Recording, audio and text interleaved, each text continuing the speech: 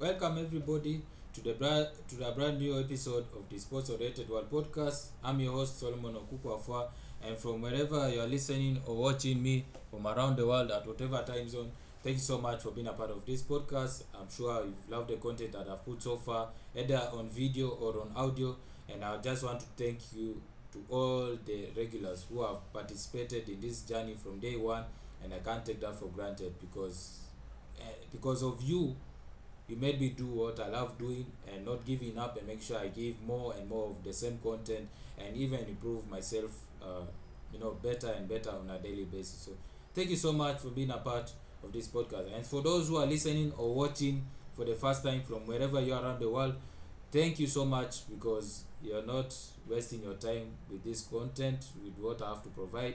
Of course, the Sports Oriented World Podcast is all about sports stories that have happened in the previous day or on the previous weekend, to be able to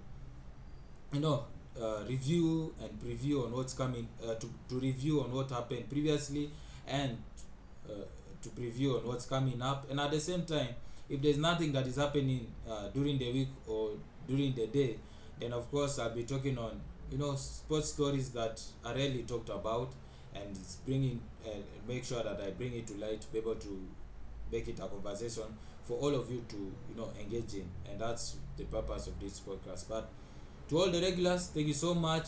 Never taken that for granted. Thank you for showing me love, and in return I've been showing you love, and it's because of you guys I never give up on you. So thank you so much, and this is just for you. And to all the first timers, I hope that this is not worth wasting your time, as I go and take around 30 to 40 minutes of your time, be able to give you the latest stories, even as we move forward to what's going to happen in the next coming days or the next coming hours. So of course today is going to be 4 things that I'm going to talk about. Of course, these 4 things will go in order. 1 being the one event that is happening in African women's football, that is the qualifiers in the final round of the 2022 African Women's Cup of Nations. I'll give you the details of how it happened in the first leg, as we preview the second leg that is happening this week in midweek. 2 stands for 2 club tournaments in Africa, which happened last weekend. So I'll be giving you the review of how it went down. That is both the CAF Champions League and the CAF Confederations Scout. And then number 3 stands for 3 tiers of European club football, which I'm going to preview as they go through their respective matches this midweek. And then 4 stands for the 4 events that have happened in the Oyster Weekend out of the many.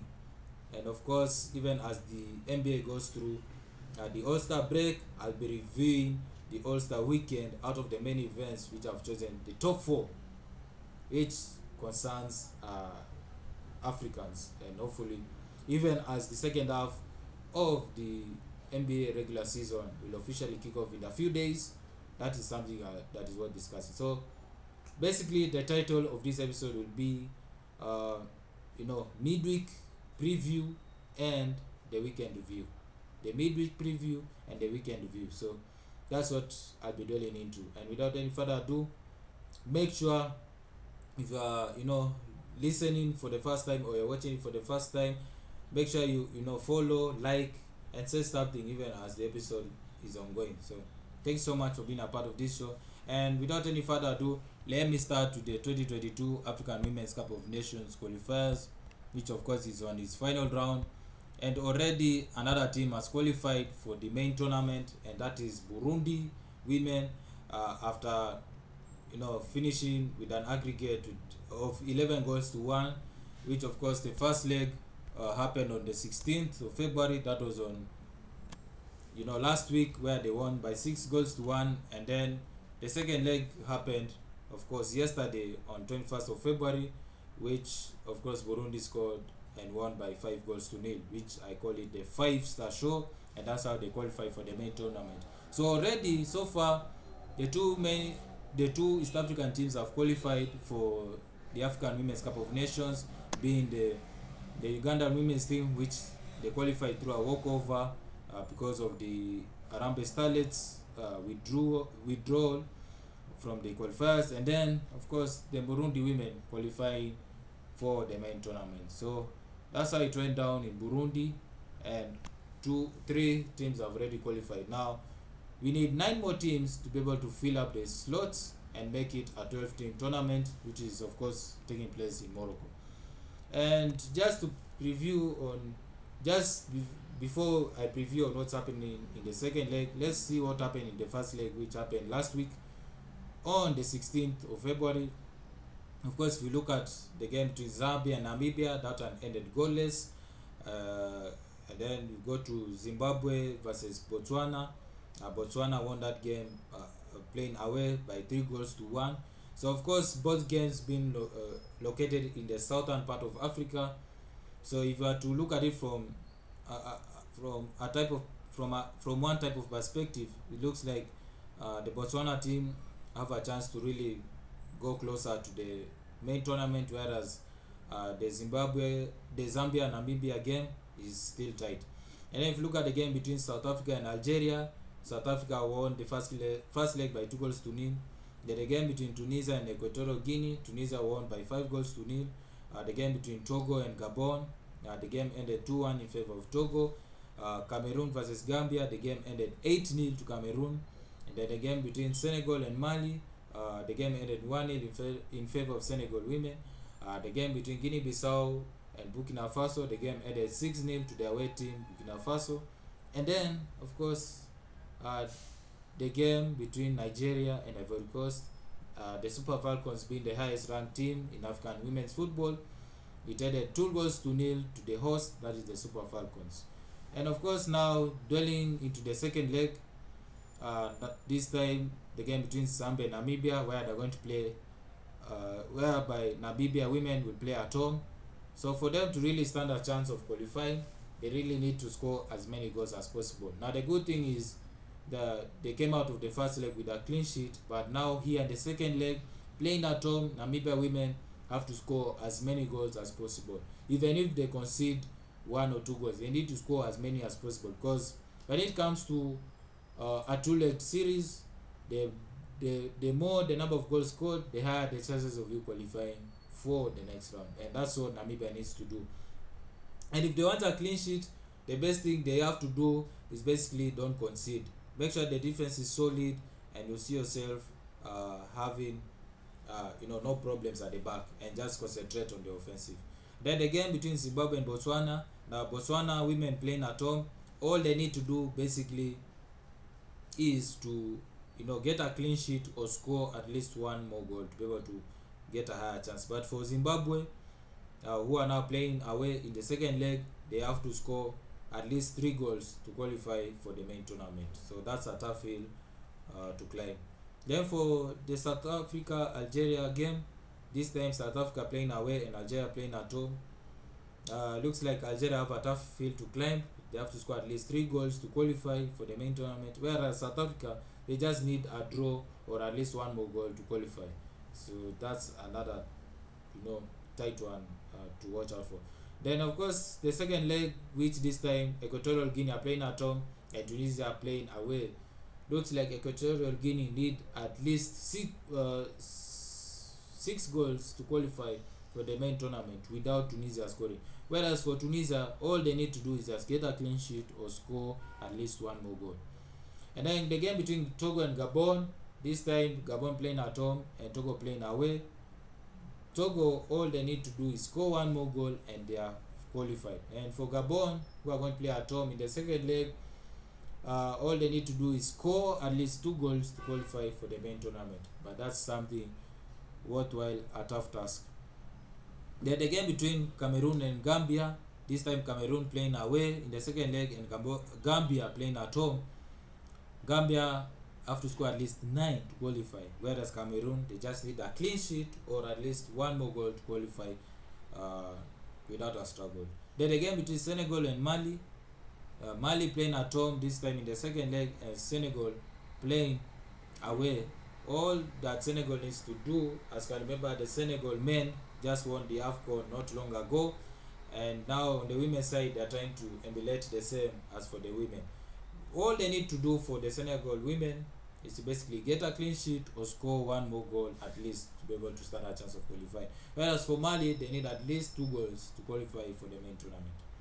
The game between Guinea-Bissau and Burkina Faso. Now the second leg, Burkina Faso are playing at home and Guinea-Bissau playing away. Now Burkina Faso, all they need to do is basically get a clean sheet or score one more goal at least to qualify. And then for Guinea-Bissau, they need to score at least 7 goals to qualify for the main tournament, and that is another tough field to climb. And then the last but not least, the Super Falcons, who are going to play away in the second leg and Ivory Coast playing at home. All that the Super Falcons need to do is basically get a clean sheet or score at least one more goal to qualify for the African Women's Cup of Nations. And speaking of the Super Falcons, the scorers for the first leg, of course, was led by the man of the match performance from Ifeoma Onumonu, who scored both goals in the first leg. And of course, the players in that team, just give you a bit of preview, we have players like Patricia George, Ashley Plantre, who plays for Leicester City Women. You have Tony Payne, who plays for Seville Women. You have the captain, Asisat Oshuala, who is of course the best player in African women's football, who currently plays for FC Barcelona Women, who of course have alongside Alexis Putellas, who became the world's best female football player. So with that group of players on your team, I mean, they can't lose this chance to qualify for the African Women's Cup of Nations. And thanks to also the diaspora born players who have said they're going to represent the Super Falcons, then I think that's a boost. And I've had according to a post that I saw on Facebook through a group that I moderate in terms of African football, they are saying that this is somehow a disadvantage for some of the African women's football teams, whereby some teams are advantaged due to the diaspora born players playing for the national teams. But I commented and said, don't take that matter one-sided, but rather look at it for both sides of the coin, because it could help, and on the other side it might bring a disadvantage. But don't take it entirely one-sided, just look at it from both sides of the conversation. And that's how I approached it through that Facebook post.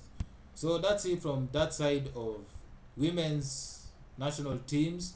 Now we are going into the club football, where, as I said earlier on, there was match day 2 of both the CAF Champions League and the CAF Confederations Cup, and I'll be reviewing on how it went down. Now, starting with the CAF Champions League, if you start at Group A, whereby there are 2 matches, one between Al Ahly and Al Hilal. Of course, Al Ahly playing away and then playing their first game, and for Al Hilal playing their second game. Now, in that game, it ended goalless, and I think that should be a positive for Al Hilal, and for Al Ahly, I think that would be a poor start after coming back from Abu Dhabi with the bronze medal. And the other game, which happened in Group A between Al Merrikh and Mamelodi Sundowns, it ended goalless. Like I said in the previous episode, this is going to be tight. But of course, being from sub-Saharan Africa, at least a draw is expected, and I got that one correct. So that's how it went out in Group A. And then going into Group B, 2 matches also happened, and that match happens to be ES Setif playing against Racha Casablanca. Now the game ended 1-0, and it was scored by Zrida in the 71st minute. Like I said, that is a North African rivalry of some sort, and it's going to be very tight, and the game ended with the 1-0 win to Racha Casablanca. And the other game between Amazulu and Oroya, which was played in Durban, the game ended 1-0 in favor of the host, that is Amazulu. Like I said, that game is a game from sub-Saharan Africa game, and Amazulu, being the debutants, walked away with their first 3 points and be able to get the win. And of course, the goal was scored by Memela in the 31st minute.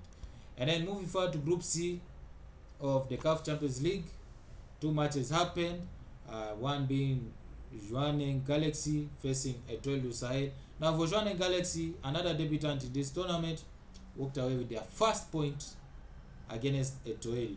Now of course, Koulibaly of Etoile scored the opener in the first half, and then Sesinyi of Zhuaneng scored the equalizer in added time in second half. So wow, and they deserve that point.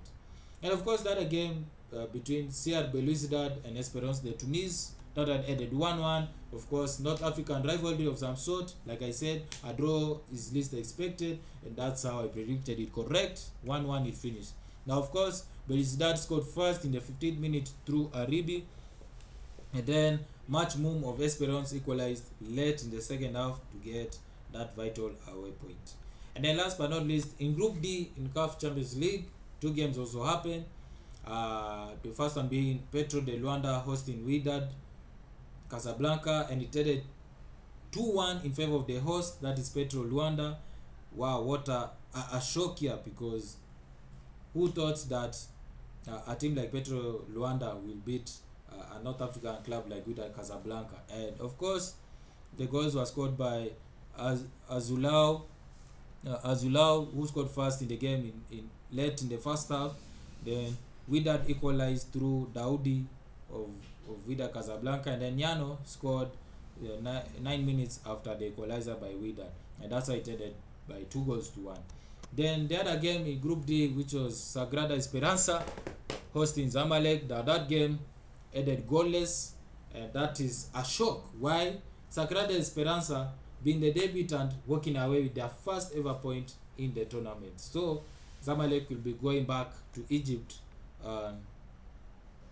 either worried or in tears or whatever you call it. So that's how it went down in the CAF Champions League. And going now into the Confederations Scout, of course, there are 8 matches that happened in the past weekend. Now I'm going to be reading this from the CAF's website, and I'll just read it as follows. In Group A, according to CAF.com, in Lusaka, Pyramids beat Zanaco 2-0 thanks to a brace from Fagri Lakai. The Egyptians now have 2 wins in as many games. For their part, Vaccine fell to Al Ahly Tripoli after their success on their first day. An own goal and an achievement by Saleh Al-Taher did the trick for the Libyans.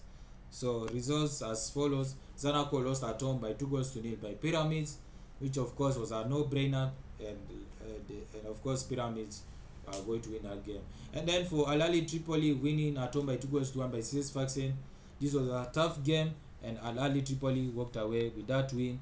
Of course, this is a North African rivalry of some sort.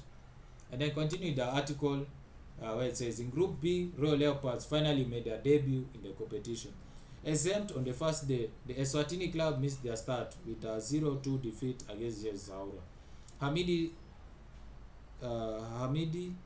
then Hamia, both on penalty, gave the victory to the Algerians. So I think there's somehow a misquoted statement, or maybe it was a spelling error, but I think it's trying to say that both players scored on penalties to be able to get the win. And then the other statement says, difficult move for Orlando Pirates at Al Ittihad despite a brace from Bandile Shandu. The Libyans won 3-2 and come back on points with their opponent. So as the results say, Al Ittihad of Libya won by 3-2 at home to Orlando Pirates. Of course, like I said, this is a no-brainer. Al Ittihad walk away with the win. The JS Saura 2-0 against Royal Leopards. Like I said, no-brainer. This is an absolute win for JS Saura. Only one match was played in Group C. TP Mazembe fell in Egypt with a 0-2 defeat against Al Masry in Alexandria. Yasser Ahmed and Ilyas Jelasi both found the nets. Now, the match between AS Otoho and Cotton Sport will be played on Wednesday, which is tomorrow, which is 23rd of February. Now, the only result in Group C happened to be Al Masry winning 2-0 at home to TP Mazembe. Now, I see this game as very tight, but I knew it's going to be won by slimmest of margins. But Al Masry rather scored 2 goals and walking away with a clean sheet gave them a boost. So that's how it went out with Group C. And then going to Group D, ASEC awake. Beaten in Tanzania a week ago, the Ivorians recovered with a 3-1 victory over Renaissance Berkane with goals from Stefan Aziski, Suleiman Koulibaly and Karim Konate. In Niamey, USGN thought they would have their first success until the late equalizer from Mercy Bernard Morrison of Simba. Now, as the results say, ASEC Mimosas won by 3-1 to RS Berkane. Now, that one is a shock. Because like I said in the previous episode, I thought as RS Berkane were going to win easily, but they were being underestimated. So, and then going into the next week, the next game that happened, USGN working away that against Simba.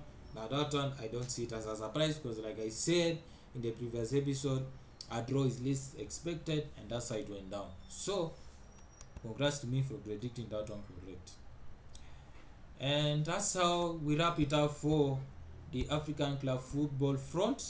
Now let's focus on the midweek preview of the top 3 tiers of European club football. Now, as we start with the UEFA Champions League, of course, out of the 8 matches, 4 of them have happened. Now we're going to focus on the other 4 that will happen in midweek. Now, these games is going to happen, especially tonight, being the 22nd of February, and then tomorrow, being the 23rd of February. Now, in no particular order, now the matches that are going to be happening in those 2 days is Benfica playing at home to Lille, Chelsea playing at home. Benfica playing at home to Ajax. Then the defending champions Chelsea playing at home to Lille, Atletico Madrid playing at home to Manchester United, and Villarreal playing at home to Juventus. Now, what do you have to say about these 4 matches? Now, if you go to the Benfica Ajax fixture, how it happened in the group stages, wherever they come from, Benfica finished runners-up to Bayern in Group E, and Ajax, led by the top scorer of the season so far, Sebastian Haller, with 10 goals in 6 matches, they led Group C, and that's how they're able to meet in that fixture. And of course, if I were to give the predictions of how it's going to go down, now for Ajax, being one of the favorites already for the title, I believe they have a chance to win this fixture because of Sebastian Haller and because of Captain Tadic and because of Coach Ten Hag, who is of course in the media conversations, in the media buzz for a while, whether it's going to be the next manager of Manchester United or these other clubs that are wanting him. But so far so good. Ajax are in a good place. Even if you look at the Eredivisie, they're in a good place too because they're on top of their league. And yeah, I believe them going into this fixture, they have a chance of winning this tie against Benfica. Yes, Benfica may be in the top 3 if you look at the Portuguese league so far, but facing against one of the highest scoring teams in the Champions League so far, I don't think Benfica have a chance to win. So I give this one a win to Ajax. Then of course the next game being Chelsea playing at home to Lille. Now Chelsea are the defending champions. They just came back from Abu Dhabi with the gold in the FIFA Club World Cup, and then just last weekend they won in their derby away to Crystal Palace. So they're now fully coming home after being in Abu Dhabi, then arriving back in London only to play away to Crystal Palace, walking away with that vital win in their derby against Crystal Palace. Now finally jetting back home and now concentrating on the Champions League. Now if you look at their journeys, if you look at Chelsea, of course the defending champions, they finished runners-up in Group H to Juventus, whereas Lille finished top of Group G, alongside Red Bull Salzburg, who are runners-up. Now, if you were to see how these two go down, if you look at Chelsea, they're already in the top 3 in the Premier League. If you look at the standings, then if you go to Lille, they're already in the top 4 in League A, according to the standings. This is going to be very tight. And because Chelsea are the defending champions, I think it's going to be won by slimmest of margins, maybe depending on how Lukaku plays, or even the goalkeeper Edouard Mendy, who already, according to statistics, he has the most clean sheets since last season. So if the defense keep him happy and Lukaku scores goals, I think Tuchel will be a happy man at the end of the day. Then for Lille, you have players like Jonathan David, Burak Yilmaz, you have Renato Sanchez, you have Jose Fonte, the captain. I think if they play very well on both sides of the field, then I think they can walk away with a 1-1 draw or with a clean sheet being goalless. But this one is going to be very tough, so to speak. And then going to the game between Atletico Madrid and Manchester United, From the look of things, Atletico Madrid, look at in La Liga standings, they had a mixed performance, so to speak. And then for Manchester United, wow, what a game they had last weekend. Won 4-2 away at Leeds United. So them now going to Madrid, they'll be very confident that they'll have their regulars back in their squad, be able to give a shock to the Atletico Madrid boys led by Diego Simeone. Now, if you look at it from a Champions League perspective, now for Atletico Madrid were runners up to Liverpool in Group B, whereas Manchester United finished on top of Group F, whereas Villarreal were runners up in that same group. Now, if I was to predict how this game will go down, I think this is going to be very tough. If you look at Luis Suarez, you look at Joao Felix, pardon me, I said Atletico Madrid had a mixed performance last weekend, but rather they had a win last weekend. So, and then going into the Champions League fixture, they'll be very confident of how they have played and carrying it forward against this game against Manchester United. I see this game being very tight, so to speak, but we see how that game goes. Even Manchester United already, Bruno is back in form, Cristiano Ronaldo continuing to defy all odds, Pogba playing his part, Sancho, Rashford all playing their part, Lingard getting his first start in a long time for Manchester United in the Premier League. But this game is going to be very tight. It's going to be the smallest of margins that will make a difference. And then going to the game, of course, Villarreal playing at home to Juventus. Now for Juventus, for their journey in the Champions League, they finished top of Group H alongside Chelsea being runners-up, and then for Villarreal finishing runners-up to Manchester United in Group F. If you look at Juventus, they are already on a rise in Serie A. If you look at the standings, after playing the Turin derby, played very well. I believe they won that game. They've got Villarreal. They're also in the top 5, I believe, in La Liga. And going into this game, in this fixture, I also see this one being very tight. Of course, Villarreal being led by Danjuma, being led by Capu, being led by Parejo. I think this one's going to be very tight. Then the other side, Juventus, you have players like Dybala, you have players like Moise Kean, you have goalkeeper Szczesny, defense led by the old guards of Chiellini and Bonucci. I think this one is going to be tight also.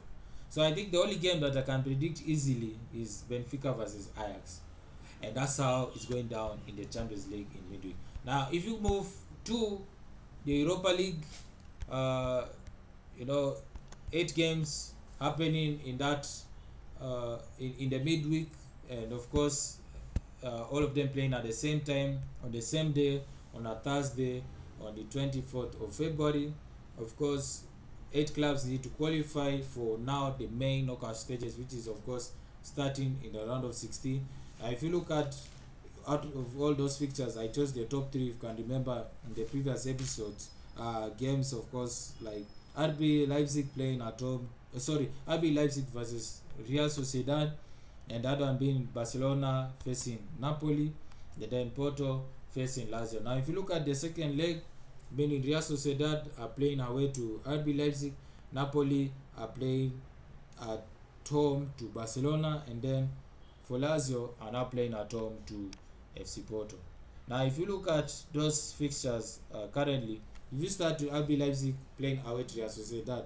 Now, if you remember in the last leg, it ended 2-2, so RB Leipzig are playing at home. Now, as you all know, Uefa have now scrapped the away goals rule, meaning that even if you lose away from home and you got a goal and you come back home and you either get a draw or you score to favor the losing team in the first leg to be able to gain an advantage, then you qualify for the next round. Now, UEFA scrapped that before this season began, and looks like for RB Leipzig, all that they need to do is score as many goals as possible.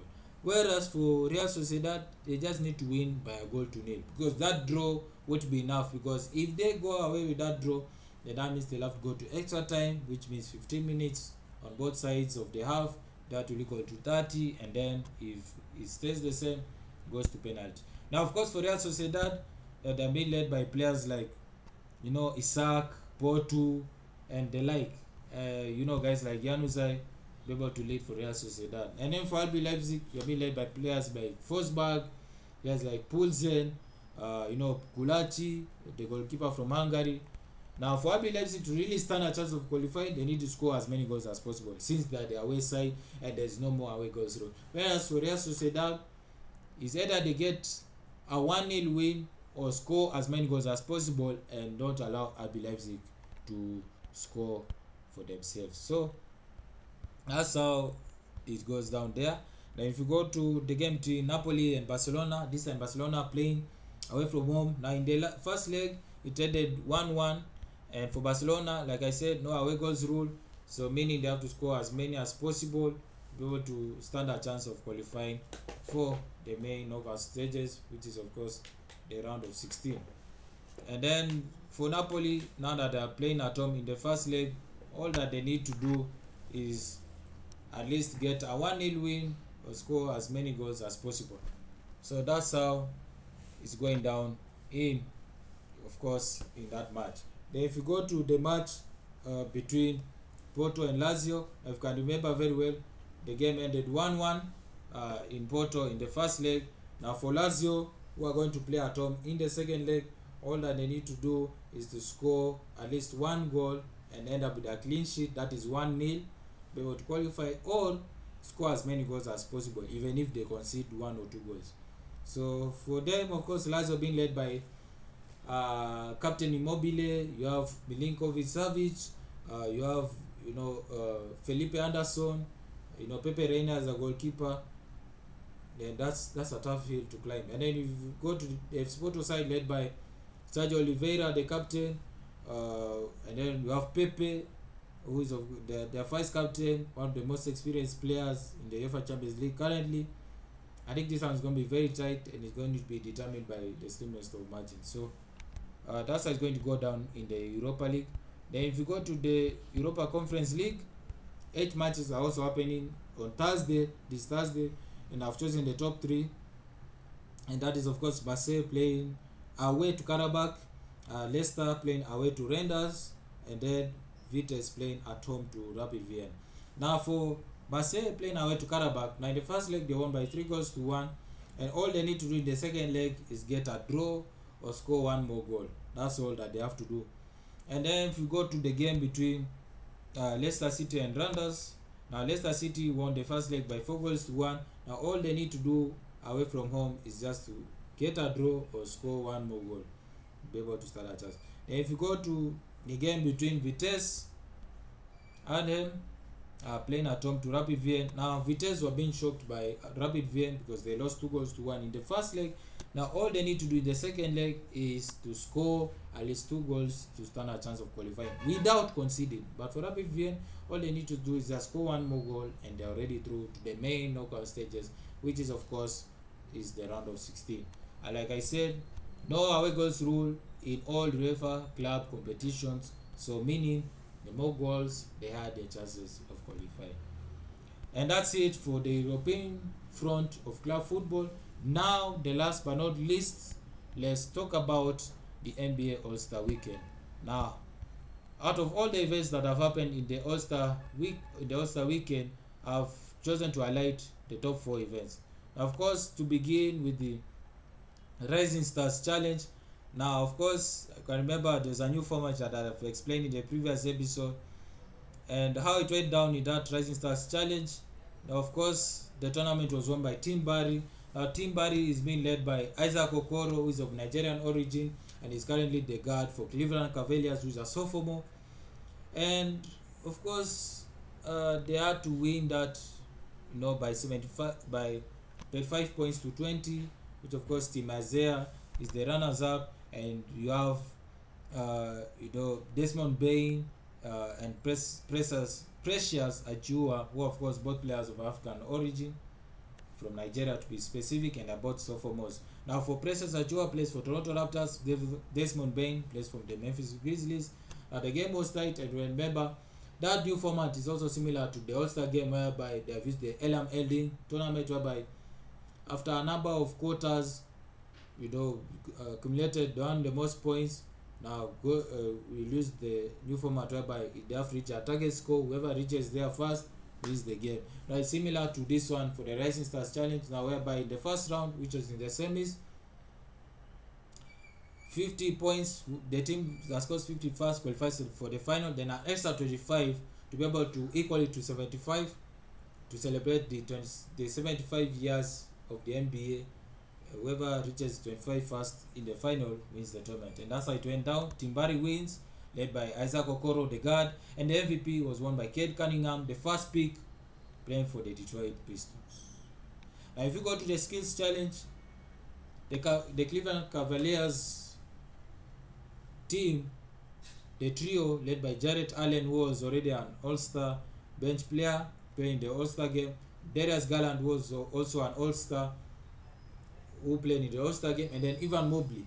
All these three won the skills challenge. Now that means Team Antetokounmpos were knocked out earlier in the round. So yeah, a bit surprised. And then if you go to the Rising Stars Clutch Challenge, of course it is similar to the 3-point contest. Now that one was won by Desmond Bain, whose teammate is of course Tyrese Haliburton, who plays now for the Indiana Pacers after being traded from the Sacramento Kings. Now if you go to the 3-point contest, wow, Karl Anthony Towns, out of all people, won the contest. Now for Desmond Bain, who is of course the only player of African origin to participate, was knocked out earlier in the round. So of course Karl Anthony Towns, being the only center in that contest, wins it after going through a lot of hurdles, losing his family members to COVID, and then now with a career revival this season, and already played in the All-Star game.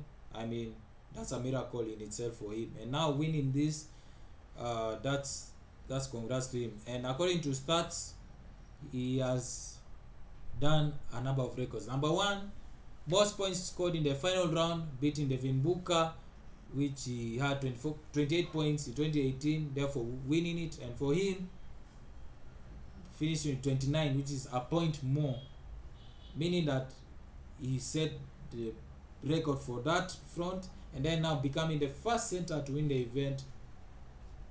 Wow, that's another record breaking moment. And then being the first Timberwolves player to win it since Kevin Love a decade ago. So wow, Cat just has an incredible season. Now last but not least, the All-Star game, of course, was dictated by the Akron kids. LeBron James and Steph Curry dictated the game. Of course, Team LeBron won that game with the game-winning jumper from LeBron himself, the king, from Akron, representing Cleveland Cavaliers Cleveland City. And there are already rumors that LeBron wants to return once again to Cleveland for the third stint.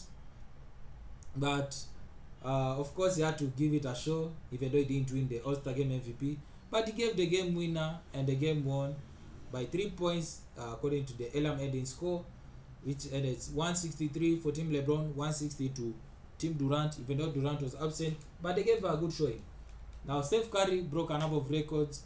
Of course, him being the first to win the MVP under the new trophy, which is being named in honor of Kobe Bryant. Now Steph Curry scored 50 points, and he set the record for most threes made in a quarter, in a half, and the whole game, able to win that MVP. So Steph Curry and LeBron James dictated the game, and that's how it went down in Cleveland for the All-Star Weekend.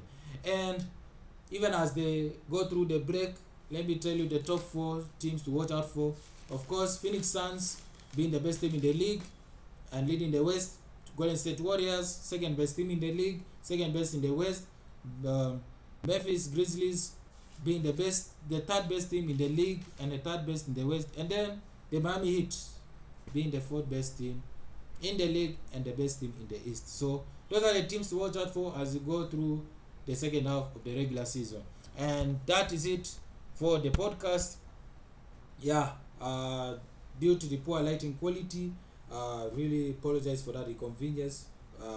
Of course, I'll improve better as time moves on. But thank you for listening. Thank you for watching from wherever you are around the world. If you are watching it on YouTube, make sure you comment Also comment, and also click the subscribe button, click the bell button to be able to be notified of the next episode. And for those of you who are on social media who are watching this video, make sure you follow, like, and share with your loved one. And for those who are listening to it via the podcast platforms, for the regulars, you know what to do. You can listen to it at your own time. If you want to download it, please do so. And for those who are first timers, if you want to join also on social media and the podcast platforms, there's a description which I'll display it as soon as this episode is done. But otherwise, thank you to everybody for watching and listening. Until the next episode, like I said, we prove better and better as time moves on.